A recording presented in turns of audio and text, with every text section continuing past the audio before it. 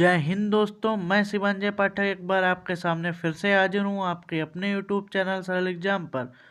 दोस्तों, आज मैं आपके सामने लेकर के आया हूँ हिंदी व्याकरण का बहुत ही मज़ेदार टॉपिक, हिंदी शब्दों की रचना।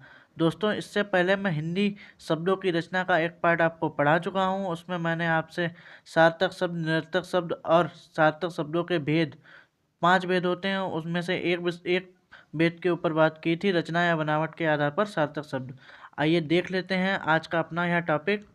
आज दोस्तों मैं आपके सामने हिंदी शब्दों की रचना का पार्ट 2 लेकर के आया हूँ। आइए देखते हैं यह टॉपिक। उत्पत्ति के आधार पर सार्थक शब्द। दूसरा सार्थक शब्द है उत्पत्ति के आधार पर सार्थक शब्द। उत्पत्ति के आधार पर सार्थक शब्दों के 4 भेद होते हैं। पहला तत्सम शब्द, दूसरा तद्भव शब्द, तीसरा विदेशज शब्द, चौथा देशज शब्द। आइए देख लेते हैं। आज पहला शब्द तत्सम शब्द। तत्सम शब्द तत् प्लस शब्द 2 शब्दों से मिलकर बना है, अर्थात संस्कृत के वे शब्द जो ज्यों के त्यों हिंदी में प्रयोग किए जाते हैं उन्हें तत्सम शब्द कहते हैं। आइए उदाहरण देख लेते हैं। उदाहरण जैसे पुष्प, अग्नि, हस्त, मुख, अम्र, फल इत्यादि। दूसरा तद्भव शब्द को भी आइए देख लेते हैं। तद्भव शब्द तद प्लस भव 2 शब्दों से मिलकर बना है, अर्थात वे शब्द जो संस्कृत के हैं किंतु धीरे धीरे रूप बदल गए हैं और हिंदी में प्रयुक्त होते हैं, उन्हें तद्भव शब्द कहते हैं। जैसे फूल, आग, हाथ, आम, घी, चाय इत्यादि। आइए आगे देख लेते हैं। देशज शब्द जिन शब्दों के विषय में हमको ज्ञान नहीं होता है कि वे किस भाषा से लिए गए हैं उनको देशज शब्द कहते हैं। जैसे तेंदुआ, खिड़की, ठेस, लोटा, डिब्बा इत्यादि, ये देशज शब्द कहलाते हैं। आइए चौथा देख लेते हैं। डी विदेशज शब्द। विदेशज या विदेशी शब्द जैसे वैसे शब्द जो ना तो संस्कृत के हैं और ना ही हिंदी या अन्य बोलियों के, वे अन्य विदेशी भाषाओं से हिंदी में आ गए हैं, उन्हें विदेशज शब्द कहते हैं। जैसे लैंप, लालटेन, कुर्ता, मेज, ग्लास, मील इत्यादि, ये सभी विदेशज शब्द हैं। आशा करता हूँ ये चारों शब्द आपको अच्छे से समझ में आए होंगे। आइए आगे देख लेते हैं। पांचवा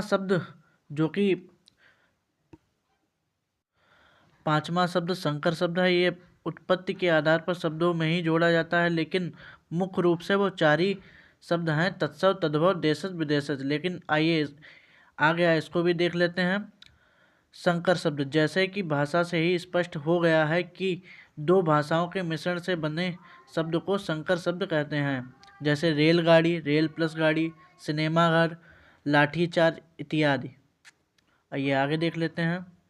अर्थ के आधार पर भी 4 शब्द होते हैं। पर्यायवाची शब्द, विलोमार्थी शब्द, समोच्चारित शब्द, अनेकार्थी शब्द।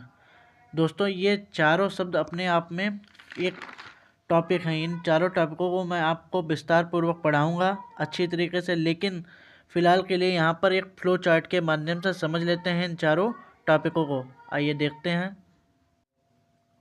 पर्यायवाची शब्द। पर्यायवाची उन्हें कहते हैं भाषा में जिन शब्दों का अर्थ समान होता है उनको पर्यायवाची शब्द कहते हैं। जैसे सूर्य के पर्यायवाची रवि, भानु, भास्कर, दिवाकर, दिनकर आदि हैं। ये सभी सूर्य के पर्यायवाची हैं। इनको पर्यायवाची शब्द कहते हैं। जिनका भाषा में जिन शब्दों का अर्थ समान होता है उनको पर्यायवाची शब्द कहते हैं।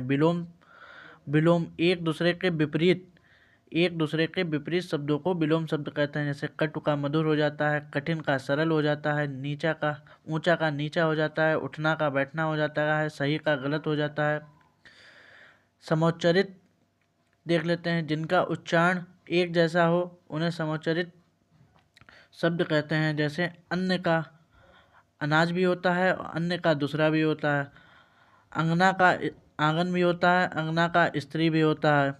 अनेकार्थी शब्द को आइए देख लेते हैं। अनेकार्थी शब्द एक शब्द के अनेक अर्थ होते हैं, उन्हें अनेकार्थी शब्द कहते हैं। जैसे अंश को हिस्सा भी कहते हैं, किरण भी कहते हैं। अज को वक्रा भी कहते हैं और राजा दशरथ के पिता का भी नाम अज ही था। आशा करता हूँ फ्लो चार्ट के माध्यम से ये चारों टॉपिक आपको अच्छे से समझ में आए होंगे। आगे इन चारों टॉपिकों में आने वाले पार्टों में मैं विस्तार पूर्वक आपसे बात करूँगा। आइए आगे देखते हैं। शास्त्रीय अर्थ के आधार पर काव्य शास्त्रीय अर्थ के आधार पर तीन भेद होते हैं। शब्दों के तीन भेद होते हैं। नंबर 1 ए शब्द का अभिधा रूप, नंबर 2 शब्द का लक्षणा रूप, नंबर 3 शब्द का व्यंजना रूप। आइए देख लेते हैं शब्द का अभिधा रूप। जहाँ किसी शब्द का सीधा रूप प्रस्तुत किया जाए वहाँ शब्द का अभिधा रूप हो जाता है। आइए उदाहरण सहित समझ लेते हैं। जैसे मोहन कक्षा का अच्छा लड़का है। यहाँ वाक्य सीधे रूप से दर्शाया गया है, इसको ही शब्द का अभिधा रूप कहते हैं। आइए देख लेते हैं शब्द का लक्षणा रूप। जहाँ किसी शब्द को कहने के लिए उसके लक्षण में कोई दूसरा शब्द ला दिया जाए वहाँ शब्द का लक्षणा रूप होता है। जैसे मोहन कक्षा का अर्जुन है। यहाँ पर आप देख लीजिए मोहन कक्षा का अर्जुन है। किसी शब्द को कहने के लिए उसके लक्षण में कोई दूसरा शब्द आया है, इसलिए यह शब्द का लक्षणा रूप हो जाता है। आइए तीसरा देख लेते हैं शब्द का व्यंजना रूप।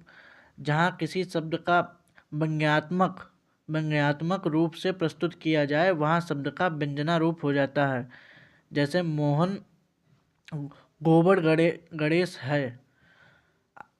जैसे मोहन गोबर गणेश है, यही शब्द का व्यंजना रूप हो जाता है। यहाँ पर व्यंग प्रदर्शित किया गया है मोहन के रूप में। आइए आगे देख लेते हैं।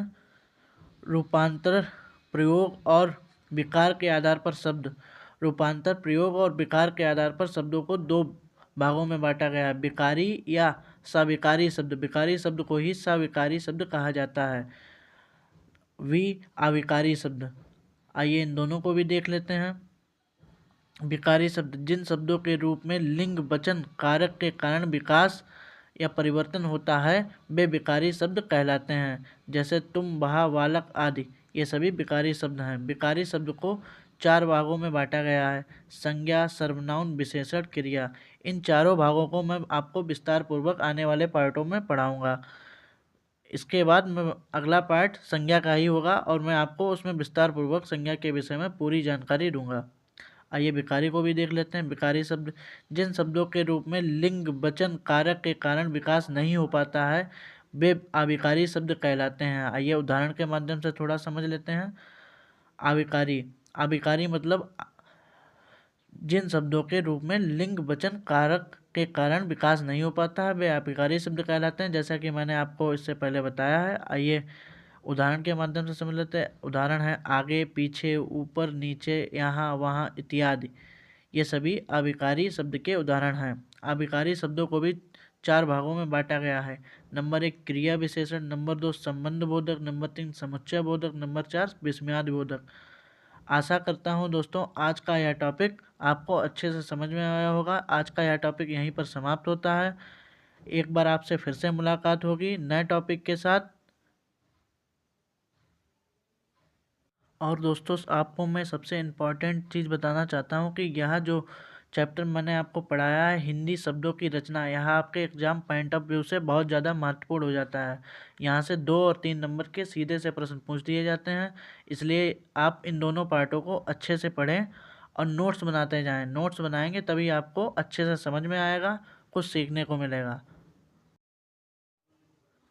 Thanks for watching the video. अगर आपने अभी तक चैनल को सब्सक्राइब ना किया हो तो सब्सक्राइब कर दिए, ज़्यादा से ज़्यादा लाइक और शेयर कीजिए। धन्यवाद।